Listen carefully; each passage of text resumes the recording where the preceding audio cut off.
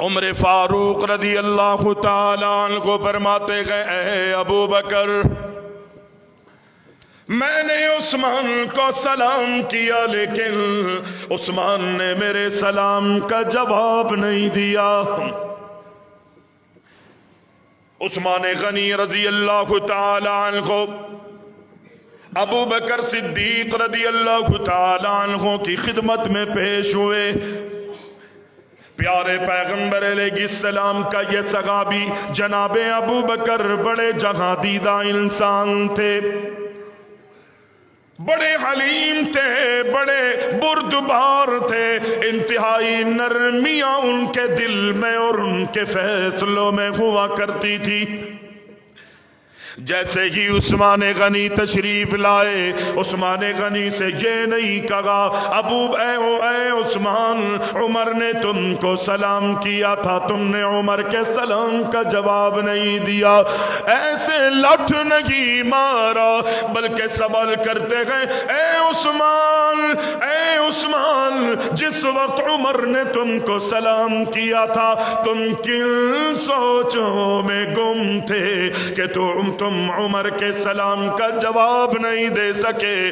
عثمان غنی رضی اللہ تعالی عنہ کو فرماتے گئے اے امیر المؤمنین، اے اللہ کے رسول کے ساتھی، اے اللہ کے رسول کے صحابی، اے ابو بکر، آپ صحیح کہہ رہے ہیں۔ ابو بکر کے سوال کے جواب میں عمر کے حوالے سے یہ جواب دیا عثمان غنی نے۔ جب عمر گزرے انہوں نے سلام کیا۔ اللہ اکبر، خلیفۃ المسلمین، مجھے پتہ ہی نہیں لگا کہ میرے پاس سے عمر کب گزرے گئے، مجھے نہیں معلوم کیوں، کس لیے، وجہ کیا تھی، کیا سوچ رہے تھے، کن سوچوں میں گم تھے۔ ان کو معلوم تھا۔ اللہ اکبر، صحابہ کرام کی کیفیت یہ تھی، اذانیں ہوتے ہی مسجد میں آتے تھے، نمازوں میں غیر حاضری نہیں ہوتی تھی۔ اگر ان صحابہ میں سے کوئی ایک شخص بھی مسجد میں غیر حاضر ہوتا تو ان صحابہ کو اندازہ ہوتا تھا یا تو یہ سفر پہ گیا ہوا ہے یا اللہ نہ کرے کسی بہت بڑی بیماری میں مبتلا ہے، یہ نماز کے لیے اس لیے مسجد میں نہیں آیا ہے۔ صحابہ کرام مسجد میں نہ آنے والے کی عیادت کرنے کے لیے گھر میں پہنچ جاتے تھے۔ وہ سمجھتے تھے کہ ایک دوسرے سے غلطی کا امکان بہت کم ہے۔ یہ سارے عمل اللہ کے لیے کرتے ہیں، اور اعمال کرنے میں اتنی جستجو پیدا ہوتی ہے ان کی زندگیوں میں، کوئی بھی کوتاہی ان کی زندگیوں میں نظر نہیں آتی۔ ابو بکر صدیق نے جب سوال کیا تو عثمان غنی نے کہا امیر المومنین، بات تو سچ تو یہی ہے کہ میں سوچ رہا تھا اس موقع پر، یاد دلایا نا، فلاں موقع پر فلاں وقت کہاں تھے تم، فلاں جگہ پہ تھے، ابو عمر وہاں سے گزرے، کہا مجھے نہیں پتا چلا کہ عمر نے مجھے سلام کیا۔ اور اگر پتہ چلتا تو عثمان، اگر عمر سلام نہ بھی کرتے نا تو عثمان آگے بڑھ کے خود ان کو سلام کر لے۔ نبی کی تعلیم، تربیت یہ ہے۔ ہمارے ہاں تو کوئی اگر سلام نہ کرے نا تو ہم کہتے ہیں یار جانے دو، اچھا ہے نہیں دیکھا اس نے، ایسے ہی ہوتا ہے نا۔ دو باتیں کرے گا، شاید قرضہ مانگ لے، شاید مدد مانگ لے، شاید اپنی پریشانیوں کو سامنے رکھ دے، وقت ضائع کرے گا۔ ہماری اپنی مصیبتیں، مشکلات، جھمیلے کم ہیں کہ میں اس کی بیٹھ کر سنوں۔ اس موقع پر کسی کے دکھ اور کسی کی تکلیف میں اس کی باتوں کو سننا بھی خدا کی قسم عبادت ہے، شاید اس کا دل ہلکا ہو جائے۔ جہاں سنانا جانتے ہیں نا تو کچھ سننا بھی جانیے، کچھ سننے کی عادت بھی ڈالیے۔ اپنے غم ہوئے تو سب میں ڈنڈورا پیٹنا شروع کر دیا، دوسرے کے غم ہو تو اس کو سننے کے لیے میں اور آپ تیار نہیں ہیں۔ یہ محبتیں بڑھاتا ہے یہ عمل۔ سامنے والا اللہ اکبر کہے گا، اگرچہ آپ اس کی کوئی مدد نہیں کر سکے لیکن وہ یہ ضرور کہے گا کہ یار میں تکلیف میں تھا، میں پریشانی میں تھا، میری ساری باتیں یہ بیٹھ کے سنتا تھا، مجھے دلاسے دیتا تھا۔ اللہ اکبر، رحم کی اللہ سے اپیل کرتا تھا، اللہ اکبر، اللہ سے میرے حق میں دعائیں کرتا تھا۔ دلوں میں محبتیں پیدا ہوں گی، اگر محبتیں ہیں تو وہ محبتیں بڑھیں گی، اور اللہ اکبر، یہ صرف میری اور آپ کی دنیا کی کامیابی کا سبب نہیں ہوگا بلکہ آخرت کی بھی کامیابی کا سبب۔ اگر اللہ نے اس کو جنت میں داخل کر دیا تو میں اس سے جو محبت کرتا ہوں، صرف اللہ کے لیے محبت کرتا ہوں، اللہ اسے بھی جنت میں داخل کرے گا، مجھے بھی جنت میں داخل کرے گا۔ یہ ہے محبت، پیار۔ کہا امیر المومنین میں سوچ رہا تھا۔ کیا سوچ رہے تھے؟ کہا میں یہ سوچ رہا تھا کہ اللہ کے رسول سے سوال کروں کہ اللہ کے رسول نجات کس میں ہے، کامیابی کس میں؟ ان کی سوچیں دیکھیں۔ ہم لوگ کیا سوچ رہے ہوتے ہیں؟ کاروبار میں نقصان ہو رہا ہے، ٹھیک ہے، انسان کو سوچنے کا حق ہے، پلان کرنے کا حق ہے، حکمت عملیوں کو اختیار کرنے کا حق ہے، نقصان جو ہو رہا ہے اس کو دور کرنے کا حق ہے۔ انسان سوچ بھی سکتا ہے، عمل بھی کر سکتا ہے، مشورے بھی دنیا کے حوالے سے لے سکتا ہے، لیکن ان کی جہاں عثمان غنی کے پاس مال کم تھا، کتنا بڑا تاجر ہے عثمان غنی رضی اللہ تعالی عنہ، اللہ کے رسول علیہ السلام، اللہ اکبر، جہاد کا موقع ہے، دیگر مواقع ہے، نبی علیہ السلام سوال کرتے ہیں بیت المال میں مجاہدین کے لیے، میدان عمل اور مقتل قتال کے لیے، جہاد کے لیے ضرورت ہے، یا دیگر مواقع پر اللہ کے رسول علیہ السلام بھیج دیا کرتے تھے۔ کوئی سائل آتا، اللہ کے رسول فرماتے جاؤ عثمان سے کہو محمد علیہ السلام نے مجھے بھیجا ہے، مجھے کچھ ضرورت ہے، تو میری ضرورت کو پورا کر۔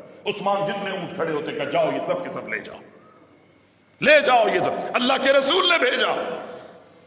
100 اونٹ، 200 اونٹ، 300 اونٹ نبی علیہ السلام کے حکم پر اللہ کے راستے میں قربان کر دیتے تھے، اور نبی علیہ السلام کے کہنے پر چاندی اور سونے کی اشرفیاں اللہ کے رسول علیہ السلام کی خدمت میں اپنی آستین میں ایسے چھپا کے لاتے، اور نبی علیہ السلام کی خدمت میں آپ کے دامن میں ڈالتے۔ پیغمبر علیہ السلام اپنے ہاتھوں میں ایسے ان اشرفیوں کو اٹھاتے، کہا اگر آج کے بعد عثمان کوئی عمل نہ بھی کرے تو اللہ نے جنت کو اس پر واجب کر دیا۔ اتنا بڑا انسان، اور سوچ کیا رہا؟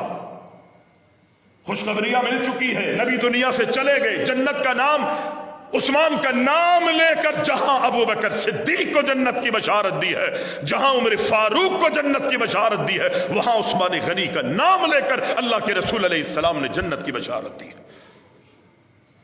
لیکن سوچیں کیا ہے؟ ابو بکر پوچھتے کیا سوچ رہے تھے؟ کہا سوچ میری یہ تھی کہ میں یہ سوچ رہا تھا کہ اللہ کے رسول دنیا سے جا چکے ہیں، اور آپ کی زندگی حیات طیبہ میں سوچتا رہا کہ میں محبوب سے سوال کروں کہ کامیابی کس میں ہے، نجات کس میں ہے۔ میں یہ سوال نہ کر سکا، جیسے ہی اللہ کے رسول کی خدمت میں آتا میں بھول جاتا تھا، اور یہاں تک کہ اللہ کے رسول دنیا سے تشریف لے گئے۔ ابو بکر صدیق کہتے ہیں ابشر، پریشان نہ ہو، خوشخبری ہے تیرے لیے، بشارت ہے تیرے لیے، جو سوال تو اللہ کے رسول سے کرنا چاہتا تھا میں ابو بکر وہ سوال اللہ کے رسول سے کر چکا ہوں۔ ہر موقع پر ابو بکر آگے نکل جاتے تھے۔ اللہ اکبر، آج دنیا والے جتنی مخالفت کرے، ابو بکر صدیق رضی اللہ تعالیٰ، یہ تو خلیفہ ثالث ہے نا، خلیفہ ثانی عمر فاروق بھی آگے نکلنا چاہتے تھے، لیکن عمر سے کبھی بھی آگے نہیں نکل سکے۔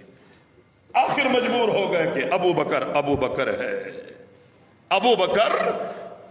ابو بکر صدیق ہے، رب نے اس کو جو مقام دے دیا ہے، دنیا والے سارے مل کر بھی ابو بکر کا مقابلہ نہیں کر سکتے۔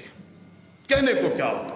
تیری زبان ہے، کچھ بھی بول دے، کچھ بھی بک دے، کچھ بھی اول فول اپنی زبان پہ لیا ادا کر، تیری زبان ہے نا، فیصلے تو قیامت کے دن ہونے ہیں۔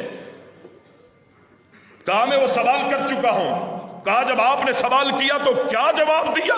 نبی علیہ السلام نے فرمایا، اللہ کے رسول علیہ السلام نے یہ فرمایا تھا، نجات اس میں ہے، اس دعوت میں ہے، اس کلمے میں ہے۔ اللہ اکبر، جس کلمے کی دعوت میں نے اپنے چچا ابو طالب کو دی تھی، لیکن میرا چچا اللہ اکبر اس کلمے اور اس دعوت کو قبول نہ کر سکا۔ اگر دنیا میں اگر کوئی اس کلمے کو قبول کرتا ہے، اس کے مطابق اس کا عمل اور عقیدہ ہوگا، ایک اکیلے اللہ کی عبادت کرے گا اور باطل معبودوں کی پرستش کا انکار کرے گا، اگر کوئی شخص دنیا میں ہے، اللہ کی طرف سے اس کو، نبی کی طرف سے جنت کا اسے سرٹیفکیٹ ہے، اس کے لیے نجات، اس کے لیے کامیابی۔ لیکن کیا عمر فاروق رضی اللہ تعالی عنہ سلام کا جواب نہیں ملا تو وہ اپنے راستوں پر چل دیے، اپنے دل میں بٹھا لیا؟ بغض، عداوت اور کینہ، یہ ساری چیزیں چلتی رہی؟ نہیں، فوراً اس مسئلے کے حل کے لیے خلیفہ اول جناب ابو بکر صدیق رضی اللہ تعالی عنہ کی خدمت میں آ کے عرض کی، میرا یہ مسئلہ ہے، میرے مسئلے کا حل پیش کر دیجیے۔ مسئلہ حل ہو گیا۔ آئیے نا ہم بھی ایسے مسئلے حل کریں، زندگیوں میں کبھی بھی بگاڑ پیدا نہیں ہوگا، اگر ہم مسئلوں کو لے کے چلتے رہیں گے، ایک دوسرے کا ادب اور احترام نہیں کریں گے، ہماری زندگیوں میں چھوٹوں کے لیے شفقت نہیں ہوگی، ایثار اور قربانی کا جذبہ نہیں ہوگا، ادب اور احترام اگر میری اور آپ کی زندگیوں میں نہیں ہوگا تو کچھ بھی مجھے اور آپ کو حاصل نہیں ہو سکے گا۔ محبت کرنا سیکھیے، اور پھر محبت کے بدلے میں نا محبت ملتی ہے، پیار کے بدلے میں پیار ملتا ہے، نفرت کے بدلے میں نفرتیں ہی ملتی ہے۔ پھر شیطان ان نفرتوں کے اندر، نبی علیہ السلام فرماتے ہیں اگر کسی دو مومن مسلمان کے درمیان اگر اختلاف ہو جائے، لڑائیاں ہو جائے، جھگڑے ہو جائیں، آج ہماری اور آپ کی کیفیت یہ ہے کہ ہم ان جھگڑوں اور تنازعوں کو ہوا دینے کی کوشش کرتے ہیں، وہ کردار ادا کرتے ہیں، اس کو اس کی لگا دی، اس کو اس کی لگا دی، جناب مرچ مسالے ملا کر جو ہے نفرتوں کو بھرا جاتا ہے، نفرتوں کو عام کیا جاتا ہے۔